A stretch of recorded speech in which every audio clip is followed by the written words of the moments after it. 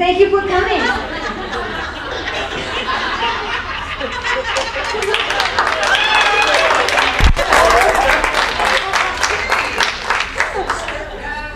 Yes, Erin. I noticed you seemed There's. I noticed you seemed to move around the room to engage students in some way, but then I would have to follow that up with, I wonder what your conversations were about.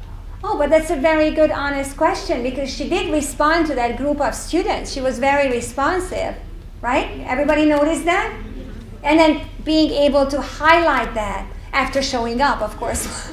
Yes. Also the closest table to her chair. Well, it was, but that's not what we're talking about. We're sticking with the 2+2, all right? Okay, let's stick to the protocol. Thank you for coming. But thank you for coming, yes. Okay, that's it?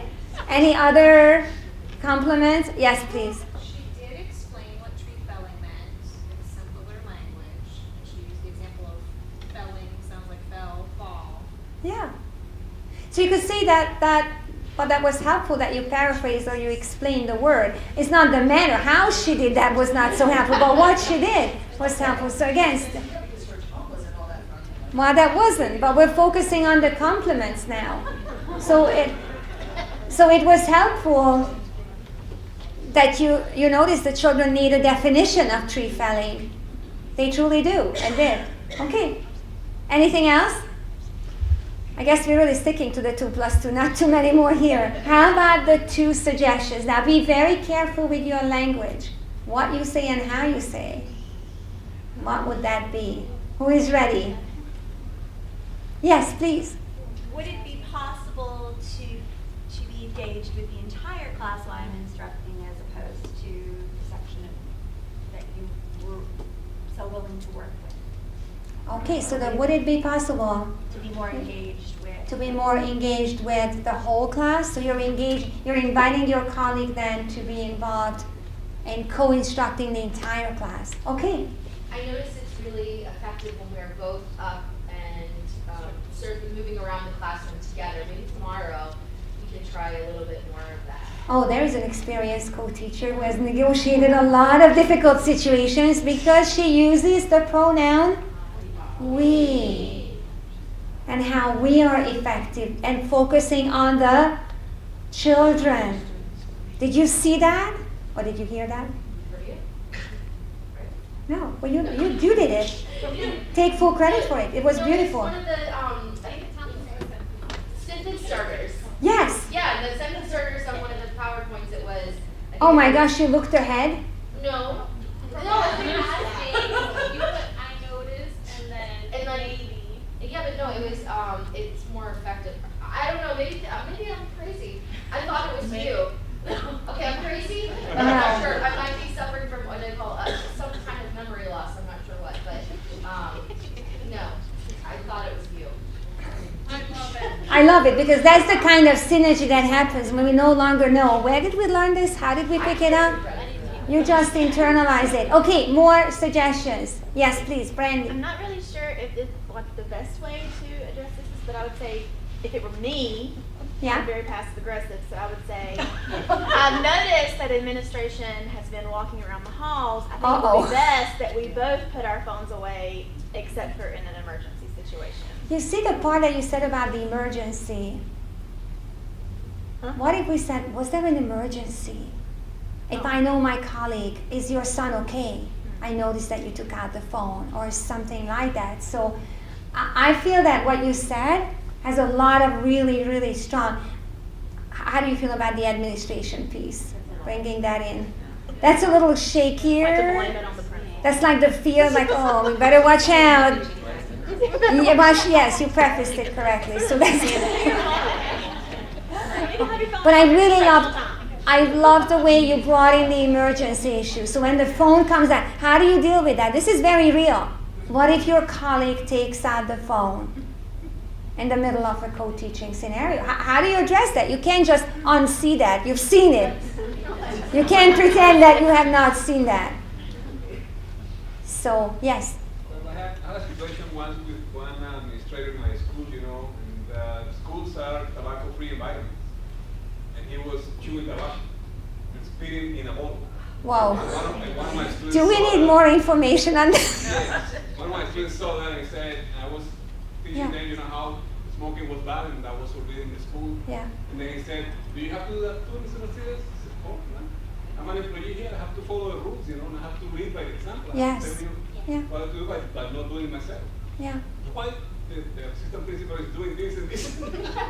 Yeah. And then I have to tell the assistant principal that the student saw him, Yeah. doing that situation, and tell him, be careful because we need to enforce the rules here in this school.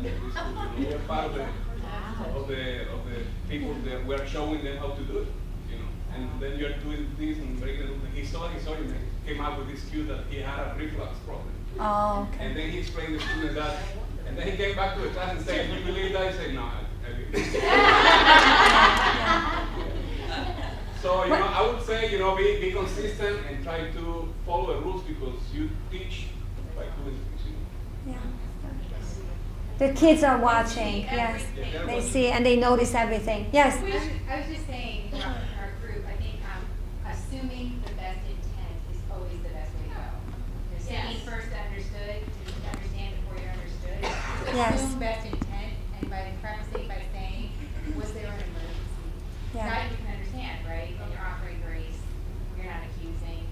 It just seems, in my coaching practice, it is just very helpful. And that was a hard learned lesson for me, and that's why I can sit here and say that out loud. That is probably one of the biggest takeaways in coaching I have learned is offer grace and assume best intent. Yeah, yeah. Because ultimately, you're going to be working with this colleague the whole year. You need a lot of coaching and marriage counseling, as we said earlier. Yes. Yeah, but part of that, yeah, exactly. And so I don't think that teachers should be the ones telling one teacher telling another teacher how to behave professionally in things that are like, all that should be part of the prior negotiation, prior rules, like, I'm not here to babysit for you. You know the rules. We're two professionals here, and the rules apply the same for us. Yeah. So we shouldn't have to waste time on, if it's a real, nothing tells me there that it was a real emergency, which could happen. I'm not saying that no, but if it's a real emergency, you're going to approach the teacher and explain, look, I need to leave the room, blah, blah, blah, Yes. But I don't think it's fair for the teacher to even have to address those kinds of things. Right? I mean, But what's the alternative if you don't address it? I would take it out because I wouldn't feel comfortable as a teacher telling see, here we're talking about validating each other and respecting each other Yeah. and all that kind of thing, and then I'm going to have to tell you the obvious. I mean, it's like I shouldn't be the one telling you that. I will seek out help from a coach or somebody above me that could come and neutralize. So here's the coach. The coach is going to give you advice. Go ahead, I Erin. think when it becomes a pattern of behavior, we seek a support, right? But in our work, we're coaching up. So sometimes we're a coach for our administrators. We coach down. So sometimes we're coaching for those assistant teachers. We coach the side. So we coach our colleagues, and we in turn are coached by them every which way, right?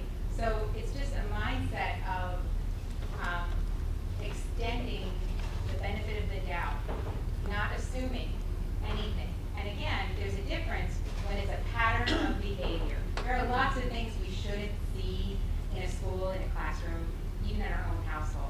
But when you see them, yeah, even in your own household. Why should I have to tell my husband to pick up his clothes? One of the things I say to my children every day, and I just heard my daughter say it to one of the kids she was babysitting the other day.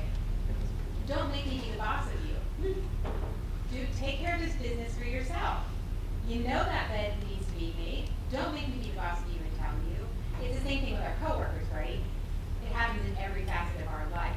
So I just really believe strongly that unless it's a pattern of behavior, our first response But should you're never not the be. boss of her, and she will not be your boss. But that is tricky. I mean, how would you have approached it? I would have said, was there an emergency? I noticed you took your phone out. Was there an emergency? Is everything okay? And in that way, when she hears that, my message really is, we don't pull our phone out unless there's an emergency, right? So, Or you're tweeting a lot. yeah. I'm tweeting a lot. We were tweeting, right? We wanted to explain that to you. So all day long when you saw us on the phone, we were tweeting about the And session. words are like toothpaste, and once you Yes. squeeze them out, you can't squeeze them back in. Wow. So it's all about preserving those relationships. That's a tweetable quote. Are you tweeting that? So because of this, for sake of time, we have to move along because we still have a couple of important points to make. I know, please reflect on that for a moment, what you wanted to share, and then we're going to still open it up for a couple of more minutes. This was a list of sentence frames, sentence starters that various groups that I have worked with generated. And some of these really overlap with yours as well.